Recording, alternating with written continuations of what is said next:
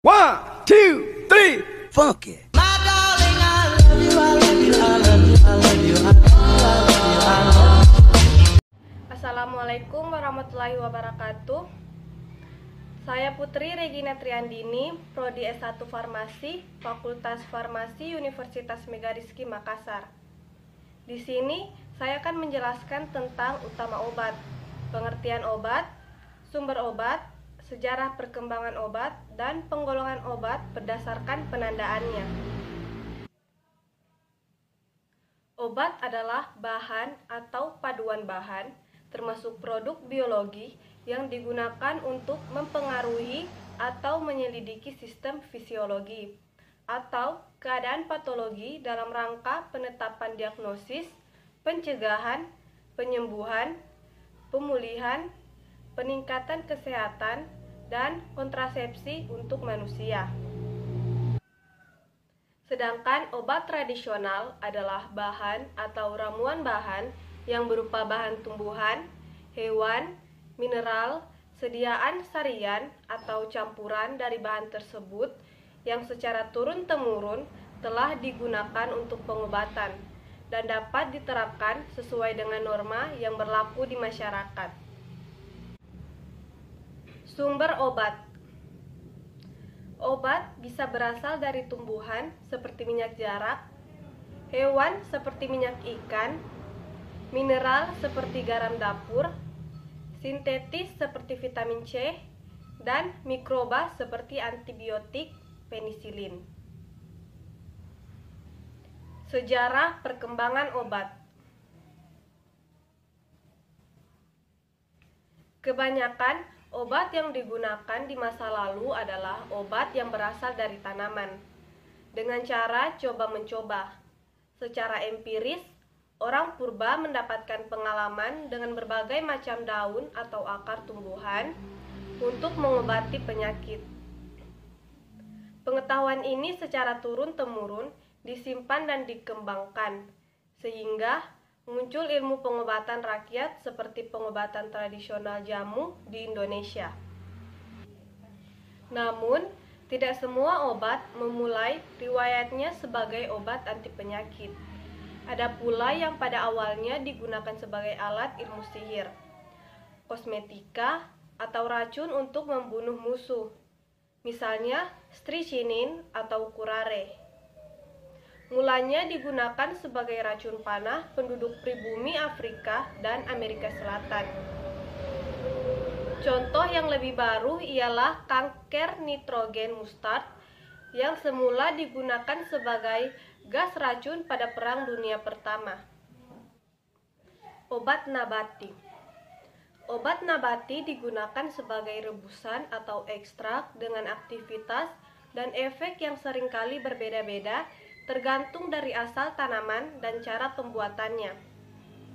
Kondisi ini dianggap kurang memuaskan, sehingga lambat laun para ahli kimia mulai mencoba mengisolasi zat-zat aktif yang terkandung di dalamnya. Hasil percobaan mereka adalah serangkaian zat kimia. Yang terkenal diantaranya adalah kinin dari kulit pohon kinah, efedrin dari tanaman mahuang atau Ephedra vulgaris, sedangkan obat kanker vinblastin dan vincristin berasal dari Vinca rosea, sejenis kembang serdadu. Penemuan tahun 1980 adalah obat malaria artemisinin yang berasal dari tanaman Cina Artemisia annua. Penemuan terbaru adalah Oncolyca paclitaxel atau taxol dari jarum-jarum sejenis cemara, Taxus brevifolia atau bacata, dan genistein dari kacang kedelai. Munculnya obat kimiawi. Pada permulaan abad ke-20, obat-obat kimia sintetis mulai tampak kemajuannya, dengan ditemukannya obat-obat termasyhur yaitu salvarsan dan aspirin sebagai pelopor, yang kemudian disusul oleh sejumlah obat lain. Pendobrakan sejati baru tercapai dengan penemuan dan penggunaan kemoterapeutika sulfanilamid pada tahun 1935 dan penisilin pada tahun 1940. Penggolongan obat berdasarkan penandaan. Yang pertama, obat bebas. Obat bebas bisa dibeli tanpa resep dokter. Pada kemasan diberi tanda lingkaran hijau dengan garis tepi berwarna merah. Yang kedua, obat bebas terbatas. Obat yang termasuk obat keras, namun dalam jumlah tertentu masih dapat dijual di apotik dan dapat dibeli tanpa resep dari dokter. Selain itu, disertai pula tanda peringatan pada kemasannya, seperti berikut.